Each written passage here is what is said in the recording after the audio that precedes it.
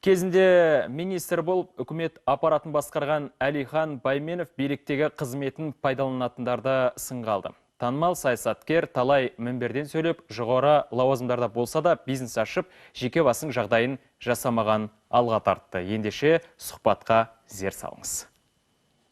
Қымбатты көрермен, бүгінгі қонағымыз белгілі мемлекет және қоғам қайраткері, саясаткер Әлихан Байменов. Ассалаумағалейкум аға. Уалейкумассалам. Бүгін жай сұхбат емес, бір ойын болайын деп тұрған сияқты. Тоғызқұмалақ мен шыны керек 8-ші класста ойнаған шығармын, одан кейін енді ұмытып қалдым десе болады. Бірақ сізде мастер-класс болсын, бір көрсетіп жіберіңіз. Негізі тоғызқұмалақ тек ойын бәсеке емес, сонымен қатар ғасырлар бойы қазақтың жастарды тәрбиелеуге пайдаланып келген әдістемелік құрал десе де болады. Себебі тоғызқұмалақ арқылы жүйелі ойлау, зердені дамыту секілді адамға қажет қабілеттерді жетілдіруге болады. Отандық федерацияны 2004-тен бері басқарып келем, ал сонан соң 2009 жылы біз дүниежүзілік федерацияны құрып, содан ары қарай осы әлемде жүйелі түрде дамып келе жатырмыз. Қазір енді шүкір тәуба деуге болады. Әлихан аға, енді бұл ойында түсінікті, өзінің тәртібі бар, ережелері бар. Біреу жеңеді, біреу жеңіледі. Ал енді саясатта қалай? Енді кәнігі саясаткер ретінде сізден сұрағым келіп тұрғаны. Негізі шынайы терең саясатта біреуді жеңуден көрі, сол сенің саяси көзқарастарының еліңнің дамуына үлес қосқаны ұзақ мерзімді маңызы басымды болу керек. Сондықтан да айтады, саясаткер сымақ келесі сайлауды ойлайды дейді. Ал саясаткер келесі ұрпақты ойлайды дейді. Сенің идеяларының кейін басқалар пайдаланса да қоғамның дамуына жұмыс жасау өте маңызды. Мен өзім мысалы кезіндегі біздің Ақжол партиясында президенттік сайлау кезіндегі бағдарламаның біраз баптарын үкіметті мемлекеттік бағдарламаларда пайдаланып, кейінгі тіпті осы соңғы сайлауда менің бағдарламам атына дейін пайдаланғандары бар. Оған ойлайсың, дұрыс халыққа қажет болып жатса, ол саяси идеялар жұмыс жасасын.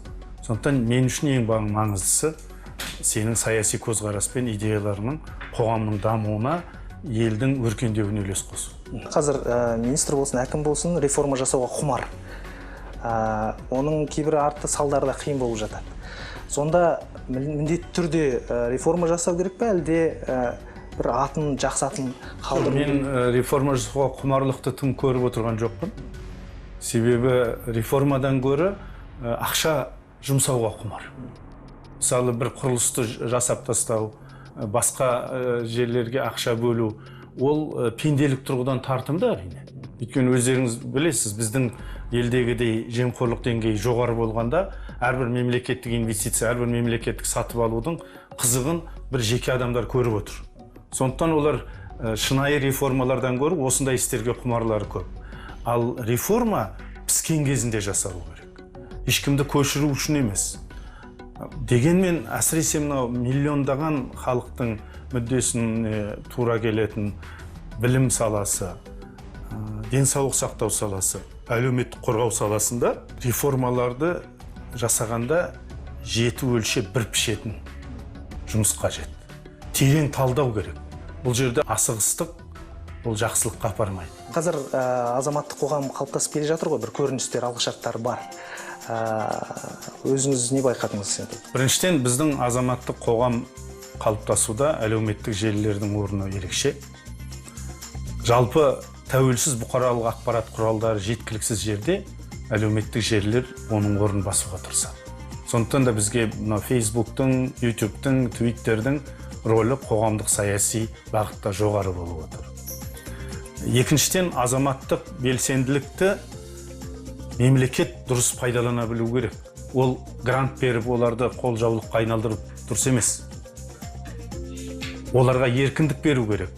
Үшіншіден, жаңағы экономикалық құрылым, экономиканың ішінде орта шағын бизнес көп болса, онда азаматтық бастамалардың да қолдаушылары көп болады.